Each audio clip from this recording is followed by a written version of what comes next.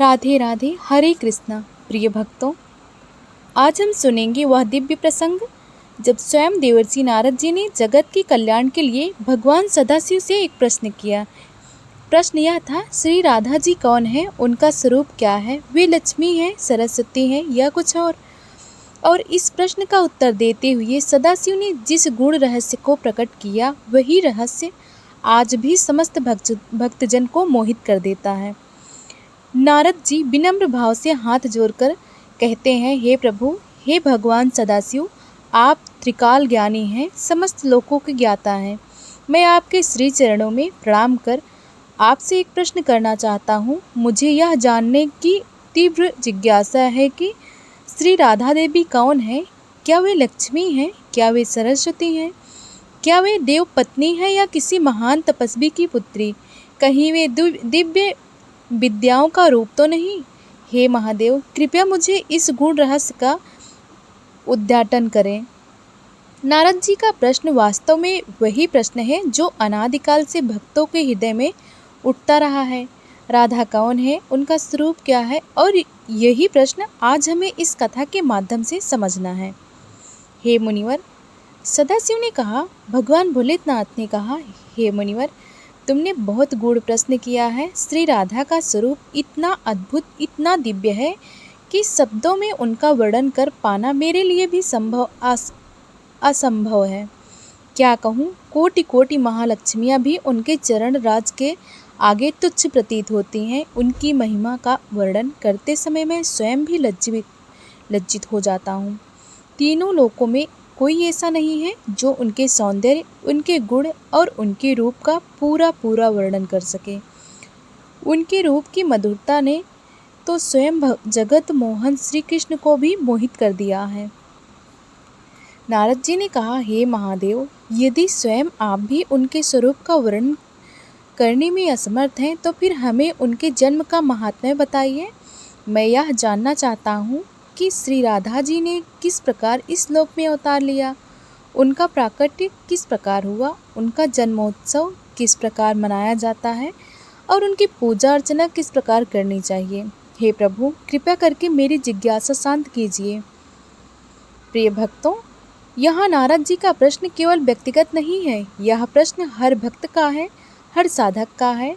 हम सब जानना चाहते हैं कि राधा रानी कौन है, उनका जन्म कैसे हुआ और उनकी पूजा कैसे करनी चाहिए। अब देखिए, इस प्रश्न का उत्तर देते हुए सदाशिव जी ने राधा जन्म की कथा प्रारंभ करते हैं। सदाशिव प्रसन्न स्वर में, हे मुनिवर नारद, ध्यान पूर्वक सुनो। वृंदावन में वृषभानुपुरी नाम की एक पवित्र नगरी थी। वहाँ एक महान राजा रहते थे। उनका नाम था राजा वृषभानु। वह अत्यंत उदार, धर्मनिष्ठ और श्री कृष्ण के परम भक्त थे। उनकी पत्नी का नाम था श्रीमती कीर्तिका देवी। वे रूप, यौवन और गुणों में अद्वितीय थी। वे ऐसी सुंदरी थी मानो स्वयं महालक्ष्मी ने ही मनुष्य रूप में जन्म लिया हो। उनके गर्भ से ही जगत मोहिनी श्री वृषभानु नंदिनी राधा का प्राकट्य हुआ। भाद्रपद मास की शुक्ल पक्ष की अष्टमी तिथि माध्यम के समय शुभदा नक्षत्र के योग में वृंदावन धाम में श्री राधा जी ने अपनी दिव्य लीलामयी शक्ति से अवतार लिया। सोचिए, उस दिन कैसा दृश्य रहा होगा। राजा वृषभानु के घर दिव्य प्रकाश फैला हुआ है। स्वर्ग से देवगण पुष्प वृष्टि कर रहे हैं, गंधर्व मधुर गीत गा रहे हैं, वृंदावन की गलियां आनंद से झूम उठी हैं। और उस दिव्य क्षण में श्री राधा जी, जो स्वयं शक्ति स्वरूपिणी है, धरती पर अवतरित होती हैं। यह केवल जन्म नहीं था, यह प्रेम का अवतरण था, यह भक्ति का अवतरण था, यह माधुर्य और करुणा का अवतरण था। सदाशिव कथा को आगे बढ़ाते हुए कहते हैं, हे नारद, वृषभानु महाराज केवल एक राजा नहीं बल्कि धर्म के रक्षक थे। उनके हृदय में श्री कृष्ण के प्रति अनन्य प्रेम और भक्ति समाई हुई थी। वे प्रजा का पालन स्नेहपूर्वक करते थे और ब्रजभूमि की सेवा को ही जीवन का उद्देश्य मानते थे। उनकी धर्मपत्नी श्रीमती कीर्तिका देवी सौंदर्य, करुणा और सद्गुणों की मूर्ति थी। उनके सन्निग्ध में वृषभानुपुरी नगरी सदा आनंदमयी बनी रहती थी। किंतु एक अभाव था, उनके घर संतान नहीं थी। दोनों दिन रात ईश्वर से प्रार्थना करते, ध्यान करते, दान पुण्य करते और मन ही मन यह सोचते कब हमारे आंगन में किलकारियाँ गूंजेंगी। समय बीता और फिर आया वह शुभ क्षण, भाद्रपद मास शुक्ल पक्ष की अष्टमी तिथि, माध्यम का समय। आकाश में अचानक दिव्य प्रकाश फैलने लगा। चारों ओर से गंधर्व की वीणा और देवताओं के नगाड़े की ध्वनि सुनाई देने लगी। पवित्र गंधों से वायु सुवासित हो उठी। वहीं वृषभानु गृह में कीर्तिका देवी ने एक अपूर्व कन्या को जन्म दिया। वह कन्या साधारण नहीं थी। उनकी आंखें बंद थीं, किंतु मुख पर अलौकिक तेज था। शरीर से दिव्य आभा निकल रही थी। ऐसा लग रहा था मानो स्वयं चंद्रमा के साथ लाखों तारों की आभा एकत्र होकर मनुष्य रूप में अवतरित हो गई हो। वह और कोई नहीं, स्वयं वृंदावनेश्वरी श्री राधा जी थी। वृषभानुगृह में उस समय जो दृश्य था उसे शब्दों में कहना कठिन है। गृह के बाहर देवताओं ने पुष्प वृष्टि की, स्वर्ग की अप्सराएं नृत्य करने लगी, गंधर्व ने गीत गाए। धरती पर ब्रजवासी एक दूसरे को बधाई देने लगे। वृषभानु महाराज और कीर्तिका देवी की आंखों में आनंद थे। उन्होंने एक दिव्य कन्या को हृदय से लगाया। वृषभानु जी बार बार कह रहे थे, आज मेरा जीवन सफल हो गया, आज मेरे वंश का अभाव मिट गया, आज मेरे घर में लक्ष्मी स्वयं प्रवेश की है।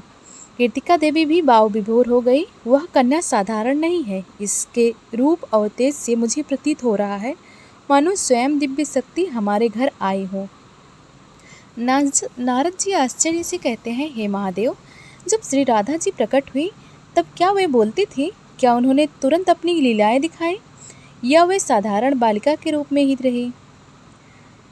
भोलेनाथ जी कहते हैं, हे मुनिवर, श्री राधा ने यद्यपि साधारण बालिका का रूप धारण किया, किंतु वे किसी भी प्रकार साधारण नहीं थी। उनकी आंखें जन्म के समय बंद थी। उनकी लीलाएं उस समय गुप्त थी, किंतु जैसे जैसे समय बीतता गया ब्रजवासियों को उनके दिव्य स्वरूप की झलक मिलती रही। राधा जी की प्रत्येक मुस्कान, उनका प्रत्येक स्पर्श ब्रजवासियों के लिए आनंद का महासागर बन जाता था। राधा जी के जन्म के अवतरण पर पूरे नगर में उत्साह हुआ। गली गली में दीप जलाए गए, हर घर में मिठाइयाँ बांटी गई, भजन और कीर्तन होने लगे। सभी लोग नृत्य और संगीत में मग्न हो गए। ब्रज की गोपियाँ एक दूसरे से कह रही थी, आज हमारे बीच कोई विशेष शक्ति अवतरित हुई है। देखो, यह कन्या कितनी अलौकिक है। और सच ही था, राधा जी का अवतरण केवल वृषभानु गृह की खुशी नहीं था, बल्कि पूरे ब्रजमंडल के लिए मंगलमय उत्सव था। प्रिय भक्तों, यह थी वह दिव्य घड़ी जब स्वयं श्री राधा धरती पर प्रकट हुई। उनका जन्म केवल वृषभानु गृह के लिए नहीं, बल्कि पूरे संपूर्ण सृष्टि के लिए प्रेम और भक्ति का नया युग लेकर आया। इस प्रकार से राधा जी का प्राकट्य हुआ और यहीं से आरंभ होती है उनकी लीलाएं, तो आगे चलकर स्वयं श्री कृष्ण के साथ ब्रजभूमि को अमर बना देती है। नारद जी ने जिज्ञासा से कहा, हे प्रभु, आपने बताया कि राधा जी का जन्म वृषभानुपुरी में हुआ, किंतु मैं यह जानना चाहता हूँ कि उनके जन्म का वास्तविक उद्देश्य क्या था। क्या वे केवल एक साधारण राजकन्या थी या फिर वे कोई दिव्य शक्ति थी?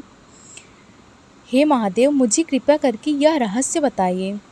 भोलेनाथ कहते हैं, हे मुनिवर, तुम्हारा प्रश्न अत्यंत गूढ़ है। सुनो, राधा जी का जन्म किसी से साधारण कन्या का जन्म नहीं है। वे अनादि शक्ति हैं। वे प्रेम की अधिष्ठात्री देवी हैं। वे स्वयं श्री कृष्ण की हृदय शक्ति हैं। जब जब सृष्टि में प्रेम और भक्ति का हास होता है, जब जब जीवात्माएं ईश्वर से दूर हो जाती हैं, तब तब श्री राधा का अवतरण होता है। उनका जन्म इस जगत को याद दिलाने के लिए कि ईश्वर तक पहुंचने का सबसे सरल मार्ग प्रेम है। प्रिय भक्तों, राधा जी का स्वरूप केवल सौंदर्य का नहीं, बल्कि निस्वार्थ प्रेम का प्रतीक है। उनके जीवन से हमें यह शिक्षा मिलती है कि ईश्वर को पाने के लिए कठोर तप की आवश्यकता नहीं, बल्कि सच्चे हृदय का प्रेम चाहिए। श्री कृष्ण स्वयं ब्रह्मा है, परंतु वे भी राधा के प्रेम के आगे मोहित हो जाते हैं। यह सिद्ध करता है कि प्रेम की शक्ति सबसे बड़ी है। सदाशिव समझाते हुए कहते हैं, हे नारद, राधा का जन्म दिव्य है। जैसे चंद्रमा समुद्र से उदित होता है, वैसे ही राधा का प्राकट्य वृषभानुगृह से हुआ। उनका जन्म केवल ब्रजमंडल के लिए नहीं बल्कि संपूर्ण ब्रह्मांड के लिए हुआ, क्योंकि वे स्वयं शक्ति हैं, भगवान श्री कृष्ण की आनंदिनी शक्ति। जैसे अग्नि और उसकी ज्वाला अलग नहीं हो सकते, वैसे ही श्री कृष्ण और श्री राधा जी भी अलग नहीं हो सकते, फिर भी अपनी लीला के लिए वे अलग अलग प्रकट होते हैं। इस प्रकार राधा जी का जन्म केवल एक उत्सव के लिए नहीं बल्कि यह प्रेम के शाश्वत सिद्धांत का अवतरण है। उनका जन्म हमें यह संदेश देता है कि यदि जीवन में प्रेम है, भक्ति है, तो वही जीवन सार्थक है। तो भक्तों, याद रखिए, कृष्ण बिना राधा अधूरे हैं और राधा बिना कृष्ण अधूरी हैं। दोनों मिलकर ही पूर्ण हैं। नारद जी ने आदर पूर्वक कहा, हे प्रभु, अब कृपया कर मुझे यह बताइए कि जब राधा जी का जन्मोत्सव आता है तो भक्तजन किस प्रकार उनका पूजन करें, कौन कौन से अनुष्ठान किया जाए और किस प्रकार ध्यान व स्तुति करके उनका आशीर्वाद पाया जा सकता है। सदाशिव गंभीर किंतु करुणामयी वाणी में कहते हैं, हे मुनिवर, श्री राधाष्टमी का दिन अति मंगलमय है। जो भी भक्त इस दिन व्रत करके विधि पूर्वक पूजा करता है उसे राधा जी की कृपा जीवन भर प्राप्त रहती है। सुनो, मैं तुम्हें संपूर्ण विधि बताता हूँ। पूजन से पूर्व की तैयारी। प्रातःकाल स्नान करके स्वच्छ वस्त्र धारण करो, मन, वाणी और शरीर से पवित्र रहो। फिर राधा कृष्ण के मंदिर को सजाओ। ध्वजाएं, पुष्पमालाएं, वस्त्र, तोरण, पताका और दीपों से मंदिर को अलंकृत करो। मंदिर के मध्य में एक मंडप बनाओ। इस मंडप को 5 रंगों के चूर्ण से सजाना चाहिए। फिर उस मंडप में सुगंधित धूप, पुष्प और गंध से वातावरण को पवित्र बनाओ। महादेव बताते हैं कि इस दिन मंडप के भीतर सोसर दल 16 पंखुड़ियों वाला कमल का यंत्र बनाना चाहिए। इस कमल के मध्य में राधा कृष्ण की पश्चिमाभिमुख मूर्ति या चित्र स्थापित करें। फिर आसन पर बैठकर भक्ति पूर्वक उनकी पूजा आरंभ करें। पूजन सामग्री और विधि। भोलेनाथ जी विस्तार से कहते हैं, हे नारद, पूजन में निम्न वस्तुएं अवश्य होनी चाहिए: गंध, चंदन या सुगंधित लेप, पुष्प, विशेषकर कमल और गुलाब का, धूप, दीप, नैवेद्य, फलों और मिष्ठानों का भोग, वस्त्र और आभूषण। पहले श्री कृष्ण का पूजन करो, फिर राधा जी का पूजन करो, क्योंकि राधा बिना कृष्ण अधूरे हैं और कृष्ण बिना राधा अधूरी हैं। दोनों का संयुक्त पूजन ही पूर्ण फलदायी है।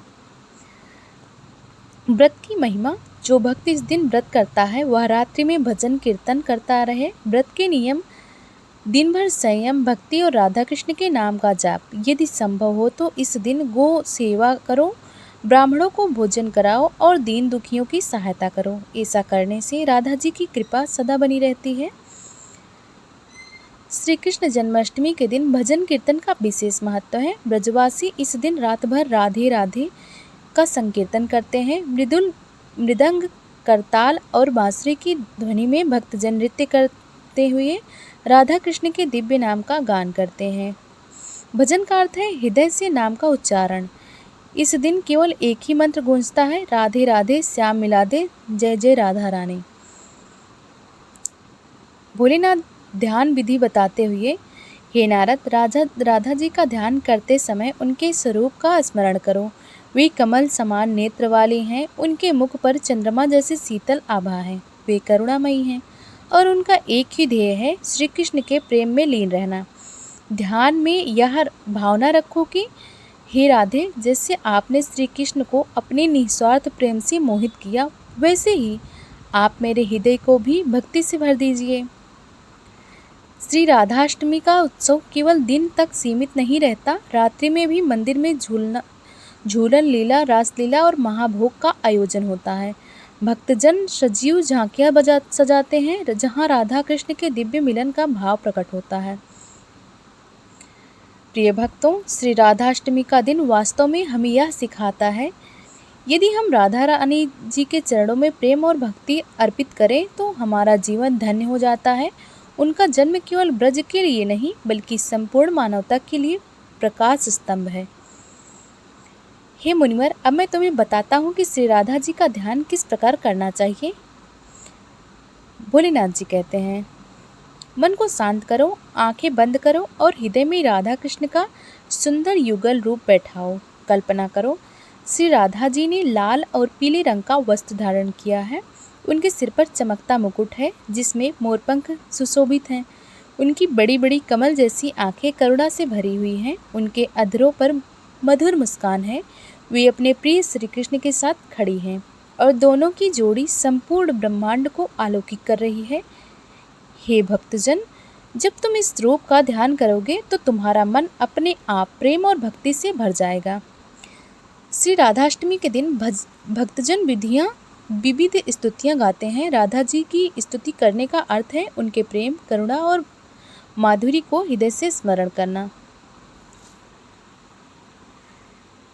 प्रिय श्रोताओं, श्री राधाष्टमी केवल एक त्यौहार नहीं है, यह प्रेम का उत्सव है। राधा जी हमें यह सिखाती हैं कि ईश्वर तक पहुँचने का सरल मार्ग है भक्ति। वह भक्ति जो किसी स्वार्थ से रहित हो, जो केवल प्रेम से प्रेरित हो। जब हम राधा का स्मरण करते हैं तो वास्तव में हम स्वयं कृष्ण तक पहुँचते हैं, क्योंकि कृष्ण राधा से अलग नहीं और राधा कृष्ण से अलग नहीं।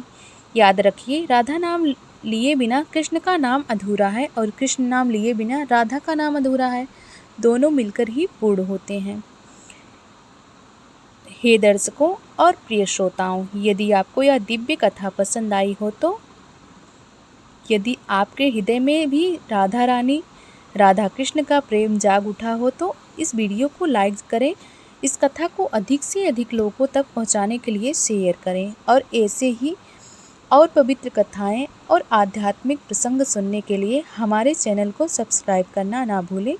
आपके एक लाइक और सब्सक्राइब से हमें प्रेरणा मिलती है कि हम और भी दिव्य कथाएं आपके लिए लेकर आएं। तो आइए सब मिलकर एक बार गाएं, राधे राधे राधे बरसाने वाली राधे। जय श्री राधे, जय श्री कृष्णा।